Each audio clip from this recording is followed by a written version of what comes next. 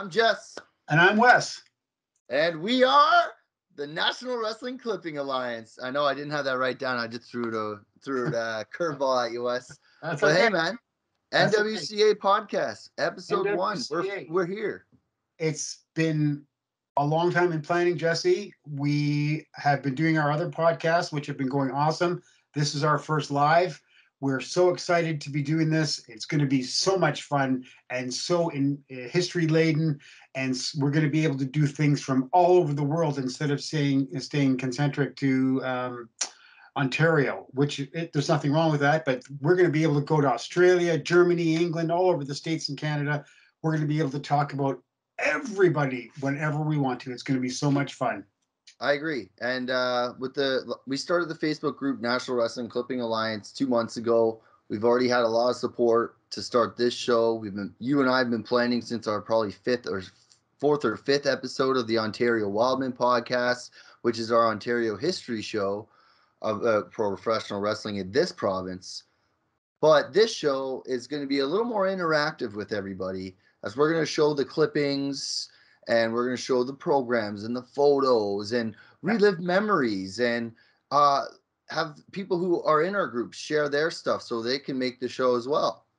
Yeah, we have lots of former wrestlers and family members of former wrestlers in our groups, and they're so excited to be helping us out with this.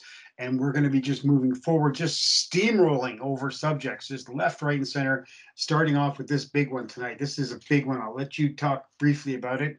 Yeah, so tonight we're not even going to mess around. We're going with Ric Flair, Harley Race, NWA title, Exhibition Stadium, July 10th, 1983. We're going to show the clippings and everything for that show. If you can't see the clippings, don't worry, because at the end of each episode, we are going to post everything that we've shown. So if you're like, oh, I wish I could read that on our YouTube channel, you can pause it, slow it down. But at the end of the show, you'll be able to see everything we post. Yes, right. But we're going to post everything after the fact, and then we're going to edit it in also if we can, so that everything's going to be interactive for everybody. Oh, yeah. It's instead of just sitting there listening, you're actually going to be seeing what we're going to talk about, which is why you and I are so excited to talk about today. But we can't start our topic today of Night of Champions without starting of the pinnacle moment in Ontario wrestling history, and that's the passing of Frank Tunney. Indeed. Frank passed away in May of 1983, and it was only a couple of months after this, the night that had probably been sort of planned already, but they don't put wrestling cards together in a week. So some planning probably had been done already, but with Frank passing away, being the icon of Maple Leaf Gardens and Toronto, Ontario wrestling for probably close to 50 years, it was important that his successor, Jack, did what he had to do to make sure that the Maple Leaf Wrestling just carried on as usual. Yeah, and huge names came through the Gardens that became Hall of Famers, and Bruno Sammartino and Stan Stasiak won the WWF Championship before, and he was a Toronto regular. You can even see here in this clipping at his funeral. Look at the legends in that photo. Bulldog Browder is right there at the front. And this is from the Toronto Sun. It's actually from May 17th, the Toronto Sun. And that's a clipping of the farewell to Tunney. Yep, farewell house for Frank Tunney. And we know that Jack ended up being probably more famous for when he went to the WWF as the head president of whatever he was. But president of WWF, come on, man. Yeah, exactly. I mean, no, sorry. Yes, it's true. It's true. He was the president. He wasn't, Jesse. I know. Break the news to you, but he wasn't. But yeah, he did a really good job in that. They said that the airfare for this show was about $10,000 of flying all these stars in. It was a star-studded card for sure at Exhibition Stadium. They had tried different cards there, or at the old Maple Leaf baseball stadium, which was basically down the street from there back in the 60s. Some of the cards drew well, some of the cards didn't draw well, but this one, it was pretty good. Yeah, I just want to I want to read something from this clipping here. It says, "Paying last respects, wrestling greats Fred Atkins, front left, and Dick Bulldog Brower, front and center, were among the pallbearers during funeral services for Frank Tunney yesterday at St. Michael's Cathedral. About 800 friends and relatives were there to salute and celebrate the wrestling and boxing promoter." So just that alone should just show you over 800 people. Here's another clipping here I have about his passing. I'll probably pull it back. This is probably one you're going to have to wait probably for the end of the show. Yeah. But this one, again, is from the Toronto Sun, and it goes on that Frank Tunney died Monday in Hong Kong, right? So he died in Hong Kong at the age of 70. But like you said, like... He was scouting. Like, that's what these guys did. They scouted people. They went on trips to talk to other promoters to find new talent or find the newest gimmick or the newest thing. And we know that how many of gimmicks have come over from Japan, especially in the Federation with the masked, what were they called? Andre and Blackjack Mulligan. Oh, Jesus. The machines. Yeah. Like, they're at the big event, weren't they not? Yes. Look at you laugh. You're like, it was horrible. Stop. Yes. Back to this card. So, but you know what? This is one of the things that we want to do. We wanted to be flexible. We want to talk about, not sit here and teach you or not sit here and sell you something, but be flexible and be what we are. So, but live like this, and like I said, we're going to edit the ads and all the different promotional things that we have into the pages, into the show, I should say, and it's going to be a lot of fun. And I want this to be as cool as ever, not just sitting here with a suit and tie on kind of thing. So yeah, you've never been a suit and tie guy. That's why you ran your own business your whole life. Well, although Frank Tunney passed away, they still had two shows before this big one, and Jack Tunney's being, I think, June 10th of 1983. That was Jack Tunney's official show as promoter. Yeah. Right? And we have a clipping of that. I have on my phone, actually. Oh, my God, I'm not prepared. But our friend, who will stay nameless because he just likes being a back scene guy, Rookie Promoters taking a shot with a big show, July 8th, 1983. Here it is here. We're going to post this again at the end of the show. Yeah. So Jim Proudfoot was a big pusher of wrestling, and he had absolutely no problem writing a column, usually once a month, about something to do with wrestling. Good. They were, I think him and Frank were probably pals, and didn't hurt that he knew Jack also. I think the Gardens was under renovation. That's why they went to the baseball stadium where the Blue Jays play. I think that's I thought they just sold too many tickets. No. It was planned. I think that's why they went to the baseball stadium, and I think it was the first baseball stadium at the Blue Jays show that they had planned. At the Blue Jays. Do you have the clipping of the thing? Because I want to show everybody how stacked this card was. Like, they might be thinking, oh, look, the airfare, but look at that. 6 title matches. So we're talking like big time. Big. No, mine's bigger. Mine's better. Yours is bigger. Yours doesn't work anymore. Ha! You can see me. We got guys on here that, headline anywhere. Absolutely headline anywhere. World title match. And it was funny because you would know this, but at the time they pushed this as a world title match, and Ric Flair got top billing because when they were planning this, Flair was the champion. Yeah. And then by the time this show came around to Toronto, he had lost the title and Race had regained it. So this was actually, quote, a title match with Race challenging Flair, but it was the other way around. Yeah, it actually says that in the program. right Yes. here. So this is the official Stranglehold program. Wes, you know how much I love these things? Look at it, like so vintage. Mine's a little beat up, but look at that. You got They're Flair, glossy. Race, Yep. NWA title, Stranglehold. Who's the guy that made them again?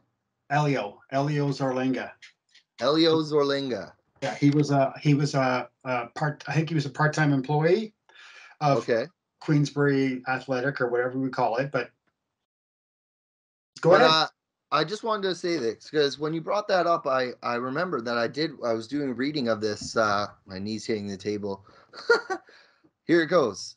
On Friday, June 10th, 1983, in St. Louis, Missouri, wrestling history was made when Harley Race defeated Nature Boy Ric Flair for the world's title, and doing so, becoming the only man in history to win the coveted title 7 times.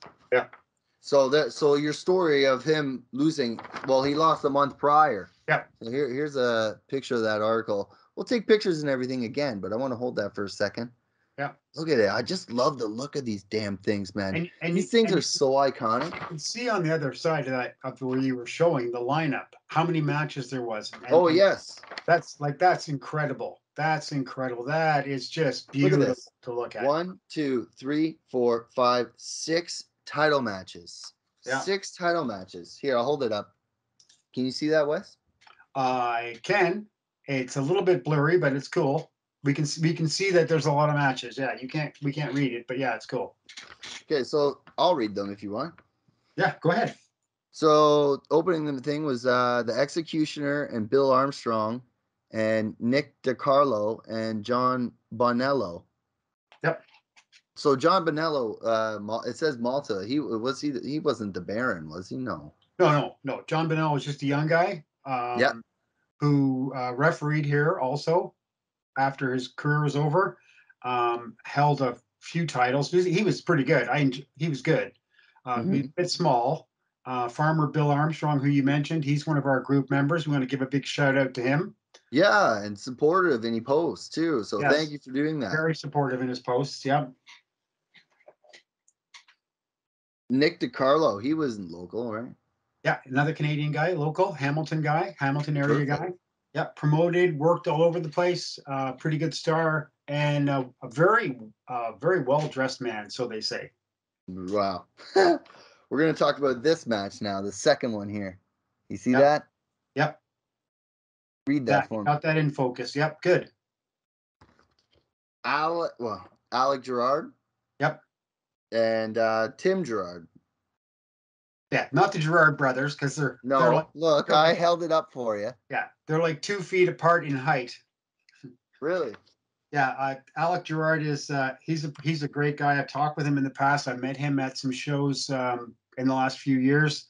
Tim Gerard is another case altogether. I've known Tim for quite some time. We go to shows together, and really enjoyed his company.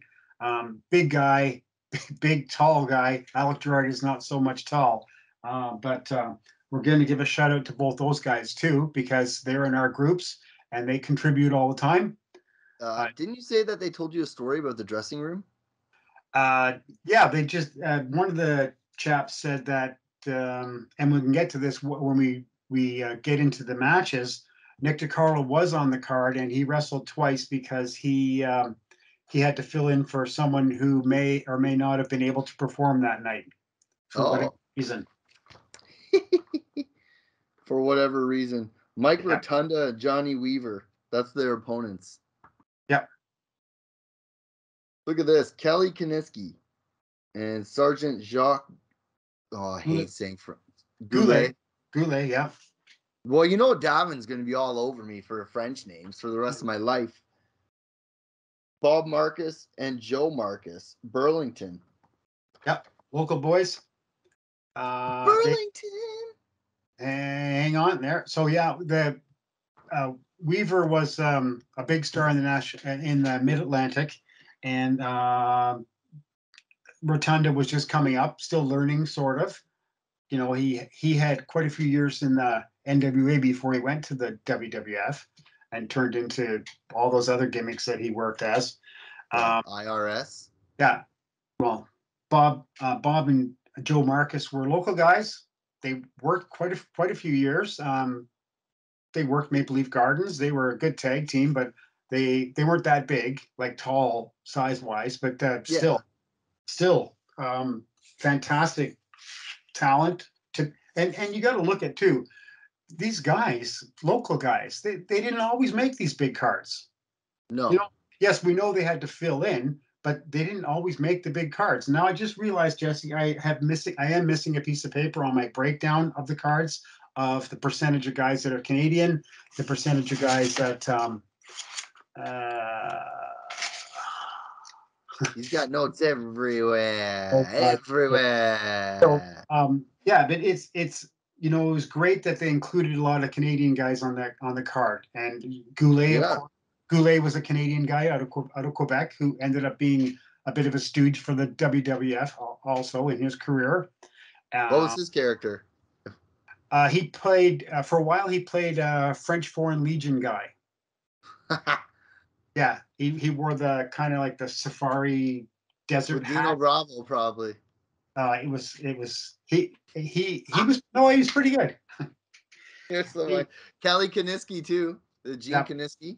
Gene son. Yeah. He had two sons that got into the ring, and well, both of them were good, technically good, but they didn't have obviously anywhere near their dad's talent with either their mouth or their in-ring talent. Yeah. Who can compare to Gene Kaniski? Not very many people. Yeah, true. Okay, Yeah, fair enough. I'm just checking the program to see if it says anything about the local guys, but it really doesn't, which is a shame. yeah, It just talks about the main guys. yeah, And one of the Dick Slater from Florida versus Big Joe LeDuc from Quebec.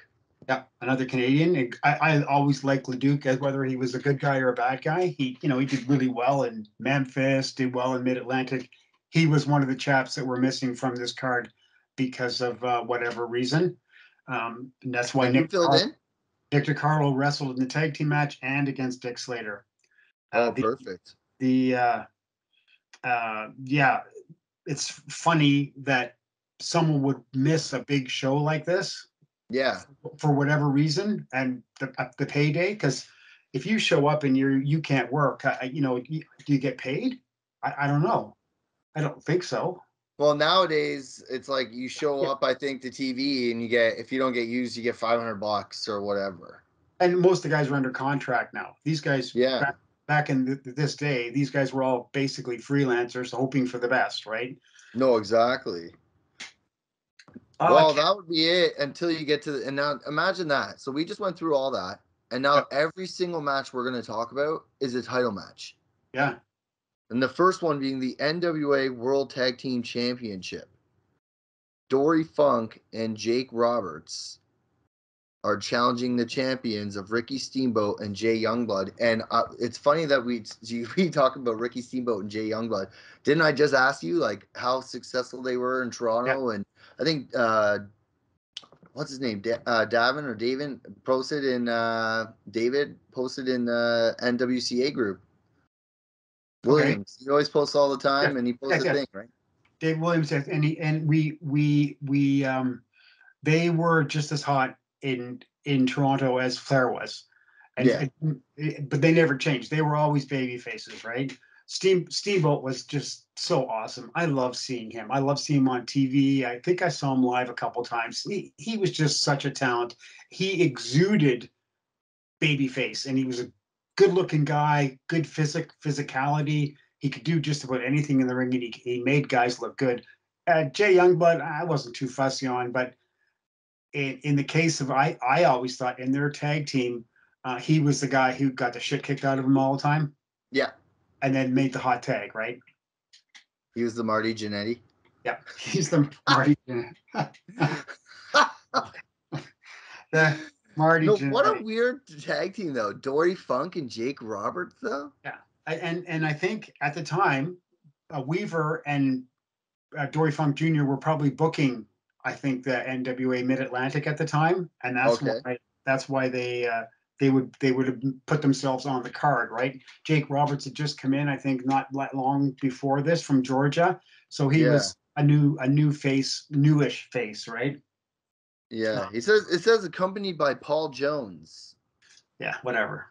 Don't ask me about Paul Jones, okay? Please. Why? I hated him. He was awful. He's an awful wrestler. He's an Like awful as manager. awful as my boy here, the Oh host. God, no! This guy's great. Compared to Paul Jones, this guy had charisma. Paul Jones was just so boring. 5'9", 220. Just he sucked. I didn't like him at all. And it exuded because there's people have posted that on our Facebook pages before about how much they didn't like Paul Jones also. Oh, that's fine. He had fans. It wasn't like he wasn't popular, whether he was a heel or a face, but I couldn't stand him. I'm looking. I have my Ultimate Warrior long underwear on today because it's really cold here, but I think I got it on backwards. So I'm gonna kiss two guys at once here. Paul Jones and Ultimate Warrior. I did find something here though, Jesse, that the percentage of Canadian guys on this card was 43%. Which is that's a lot. Talk about Canadian content. Yeah, exactly. Well, and one of those Canadians was in the next title match, which was the ladies' title match. Yep. Princess Victoria against Fabulous Moolah. Now, we all know who Fabulous Moolah is. Yep. WWF Hall of Famer, WWE Hall of Famer, WWF. I don't know why I said WWF. WWE Hall of Famer. Princess Victoria, BC. What do you got? She was pretty. Did you attend this show? No. I was busy. You were busy.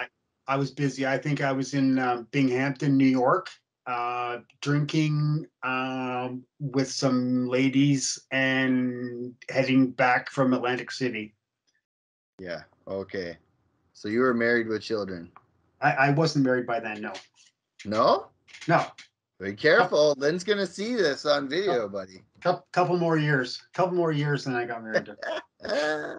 So yeah, and I remember we've been showing clippings, and we have a whole pile that we're going to be putting on our page. Daily. NWCA page of this show. One I don't have. I used to have it, and I only think I have the pictures left. Is the Toronto Star also did a big article on this after the fact, and there was a couple of pictures in the article, and one of them was Moolah holding down Princess Victoria cheating by kneeling on her throat or whatever. And I was never a Moolah fan. I gave her, in my own estimation, I gave her dibs for getting in the ring, even at an advanced age, because she lasted like a long time, right? She must have been just a physical marvel to be just keep going and going and going for a woman for like 30, 40 years, whatever she was in the ring. Yeah. Her matches were, compared to, say, Jumping Bomb Angels, her matches were just choking and kicking and choking and kicking, and then she was terrible. Don't worry about Wes, guys. He's the guy that's like, oh, Bruno Sammartino, suplexes. Jumping Bomb Angels, come on, the Jumping Bomb Angels, they were so good. Oh my God, they could do so much in the ring. They would, and Moolah would have stayed outside the ring waiting for the hot tag to choke one of them. That would have been her gimmick, and if she wrestled against them. They were good. They were really, really good for ladies. Next match is a title match. Another one. Yeah, the next one, United States Heavyweight Championship. Wahoo McDaniels challenges Greg Valentine for the title. Now, Greg Valentine always said my gimmick was being a wrestler, and I like that. Yeah. But that must have been one hell of a fight, man, because I've watched some Wahoo and Ric Flair, and it was just whack, whack, chop, kick, and a couple of really tough guys. I love Valentine. I don't care. You know, when he was 19 or 16, whenever he started, I watched him, and I watched him right up until he stopped, right? I always liked him. And you love the rhythm and blues, eh? Honky tonk. No, him and Beefcake. Because he made Beefcake look so crap in the ring because he was so good, right? Yeah. The hot tag for Beefcake, and Beefcake comes in and does, and then Greg comes in and does some wrestling moves anyways. Yeah, these two guys would have probably slapped the what out of each other. Oh yeah. Uh, great stars, great talents, great stars, and so believable. Oh my God, so believable, right? What was going on in Toronto? Like wrestling fans, like all these huge names, and we still have three matches three title matches to talk about. And look at all the names that we just brought up. You know what I mean? Like if I go down right now already, I can say Jake Roberts, Dory Funk, Ricky Steamboat, Fabulous Moolah, Greg Valentine, Wahoo McDaniels. I don't know if he's in the but like right there, even stop at Greg Valentine, WWE Hall of Famers. Yeah. Just so everybody, modern wrestling fans know, there's already 1, 2, 3, 4 5 WWE Hall of Famers. I'm pretty sure. Greg Valentine's in there. I'm pretty sure. I can't remember. They throw everybody in there. Yeah. But then it's like you go from that match, a hard-hitting U.S. title, to our local title, the Canadian Heavyweight Championship, where Hamilton, Angelo Mosca was champion at the time, and he faced One Man Gang. Yeah. There's another name that was famous from the New York territory. That's right. Another guy who I loved. I loved all his gimmicks. I posted something. The other day on that. That was so much fun. It was a clipping that was on our NWCA page by Dave, and he said something about it was Crusher Bloomfield was on the card. I was like, wow, Crusher Bloomfield was a real one-man gang. I bet he was from the deepest, darkest part of Africa. This guy gets two gimmicks in one sentence.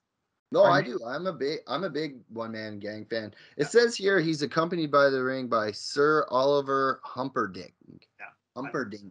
Humperdinck was a big-time manager.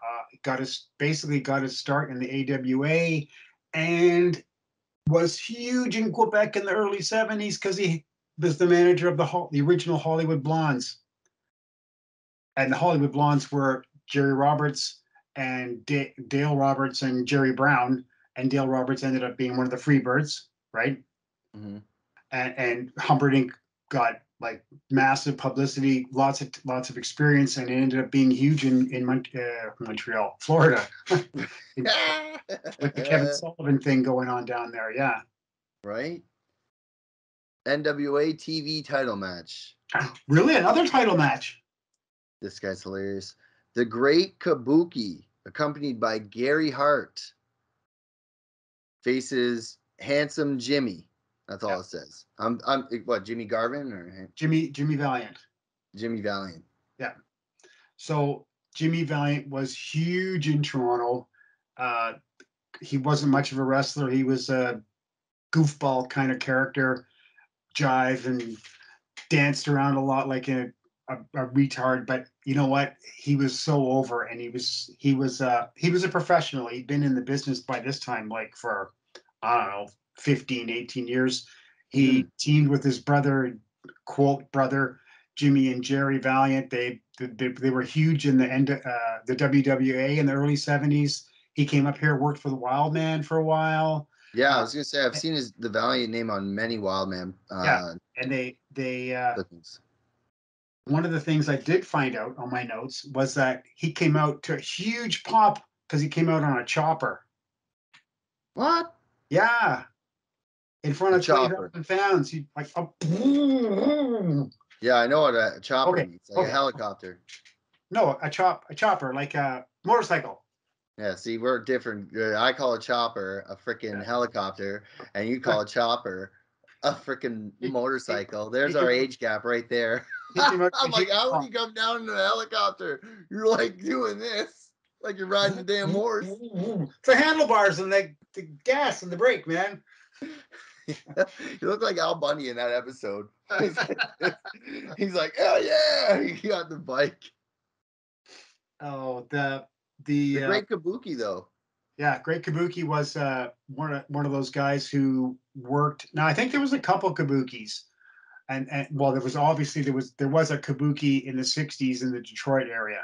His name was Ray Urbano or something like that. He had the gimmick for a long time, and then Gary Hart invented another Kabuki in Texas, and he did pretty well. He did like Texas, Florida, Georgia, and the Mid-Atlantic. So yeah, these guys were, and at least they didn't have Jimmy Valiant go up against Ivan Koloff, because they had already wrestled like 6, 7 times at Toronto's Maple Leaf Gardens the year before against each other for the TV title.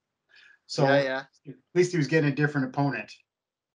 But yeah, and then you go to the big main event with Ric Flair and Harley Race. I mean, talk about a match. You said, like you say all the time in our other show, the Ontario Wrestling History Show, Ontario Wildman, that Ric Flair could literally do anything in Toronto, and like doesn't matter. He was just that over. I don't know why. Personally, I liked him, like, and it wouldn't have mattered if he was a good guy or a bad guy. I thought he was great. Maybe it was the magazines, maybe it was the publicity, maybe it was because, it was just his gimmick and his personality. You really believed that he was high profile and style and Rolex. Oh my God. Whatever he said, right? You just butchered that. Oh my God. Kiss stealing, wheeling, dealing, high flying, jet flying, son of a gun. And you're like, wheeling, kissing, down, Rolex, down, wheeling, dealing. He could do no wrong. He was just so over. And the first time I saw him was like late 70s in Toronto, and he just, he came through the curtain in Maple Leaf Gardens and the place exploded. It just was. He's just so good, such a great talent. His whole, as far as I'm concerned, his whole career.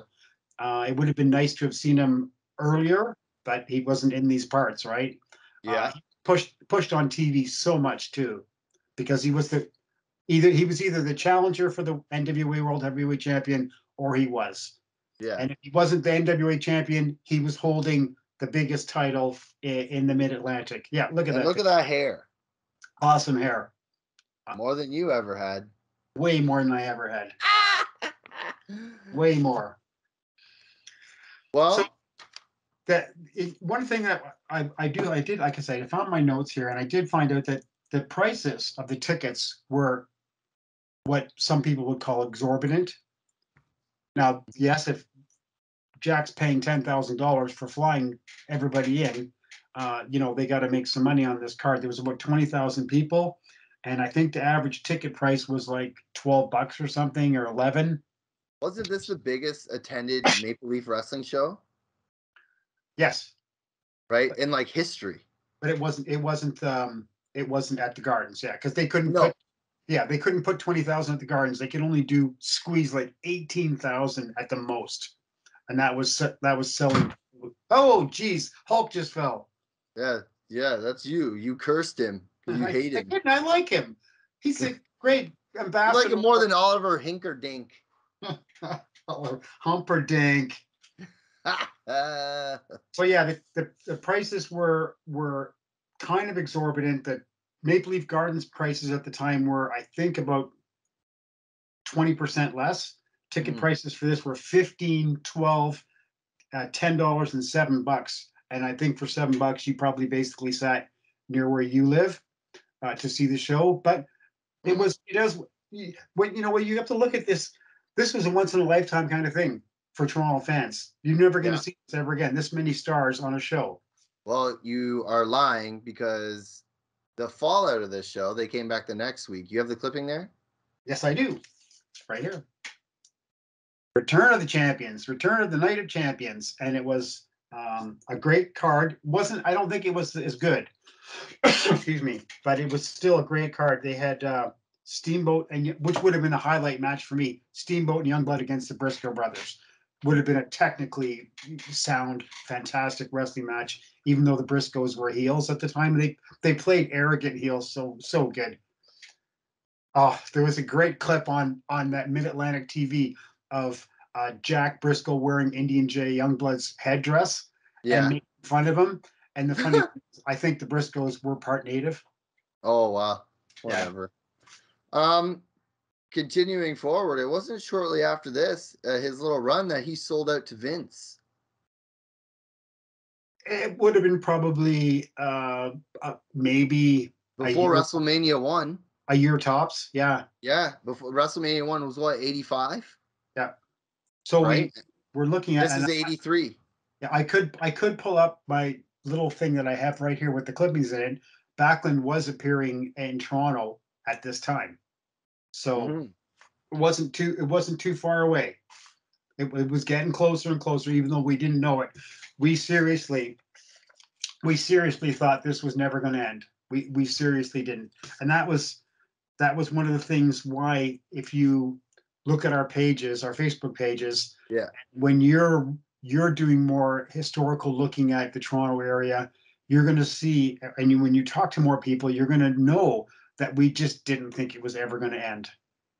And why I would have skipped this card, because, well, the next one's going to be just as good. Or don't worry, we can in September they'll have another great card at the Maple Leaf Gardens. And we just thought it was never going to end, and they all did. All the territories ended. Yeah. It wasn't shortly after. He just started the global takeover and all that stuff, but that's for another show. But that wraps up the first episode talking about look how cool I am, flipping my thing, bang, July Yes. 10th, 1983. Again, if you didn't get a good look at anything, we're going to take pictures and we're going to post them up at the end of this episode, kind of like our version of the credits. I just wanted to quickly give a couple shout outs, quick ones. Yeah, go ahead. Definitely do it. Farmer Bill Armstrong and Tim Gerard and Alec Gerard, all the other pals of ours that are ex-wrestlers or former wrestlers, excuse me, and family members of wrestlers who are going to be watching this. Hopefully, my good pal Chris Robertson, I want to say hey to that person, because that's awesome. And we've got so many plans for this podcast to moving forward. We're finding out that our editing, we're just getting that down. We're trying to figure that out. It's hard for people we're both working. We're both, trying our hardest but we're going to keep doing this. We're going to keep going forward. And maybe they aren't going to be the greatest edited pieces of journalistic resonance. They're going to be awesome for history, which is what we're all about. That's right. If you are a fan of what we do and you are a fan of the Ontario Wildman History Show, then this show should be right up your alley. I encourage everyone to subscribe to our YouTube channel, get the notifications every time we post any new content on YouTube. Hit the subscribe button, share it, tell your friends. We are also on Facebook, 3 different groups: the Wildman Tribute page, Ontario Wrestling History, Ontario Wrestling Clippings of the Past. Oh my God, that's going to be a tongue twister sometime. Yes. And the National Wrestling Clipping Alliance page. Yep. We all 3 pages on Facebook. You can also find us on Twitter at official NWCA1. I just want to give one shout out to our sponsor, Grand River Tea. Yes. Grand River Tea, stay healthy by saving money and use our code at discount 10% on any purchase. Use the code NWCA at checkout and you'll save 10% of every purchase you made with Grand River Tea. I'm a huge fan of the breakfast tea, big black breakfast tea fan, bro. So I drink a lot of that. So I had some today. We love our tea. I love my tea. I love doing this, and I love you in a cool wrestling history kind of way. Hey, easy, man. It's 2022. Anything can happen, bro. we excuse me. We've got this one in. We're going to do another one. We're going to do another one. We're going to do another one, and we're just going to keep rolling and rolling and rolling. What do you think about subjects for our? Hey, if we got any ideas, what we should let people know. What do you think about maybe our next one? Next one's going to be, I think, Bash at the Beach in Detroit, Michigan. It's the Great American Bash. Whatever. Yeah, Great American Bash. Detroit, Cobo Hall, the Sheik. Reliving history there and hit the house that the Sheik built. So that's going to be fun. And you were there. And I was there. So and I can remember some of it. Yeah, and we have some other stuff to show from that. So that's going to be fun. Also, if you have any ideas or anything that you guys want to talk about, just hit us up. We're down. We want to show anything that we can. We're not about Ontario on this show. That's for the other show. Yeah, we're so excited. We could do absolutely anything here. And we could even take an independent card from Indiana and we could talk about it because, yeah, maybe we weren't there, but we can do our own style of talking about it. And that's what we're all about. We're just about doing the history, baby. And That's right. It's very exciting and very fun. And I love doing it with you. It's great. I agree. I love doing the shows and I love doing the groups. So until next time, I guess. Yep. This is the National Wrestling Clipping Alliance, the NWCA podcast. I'm Jess. I'm Wes. And we'll see you guys next time. Woo!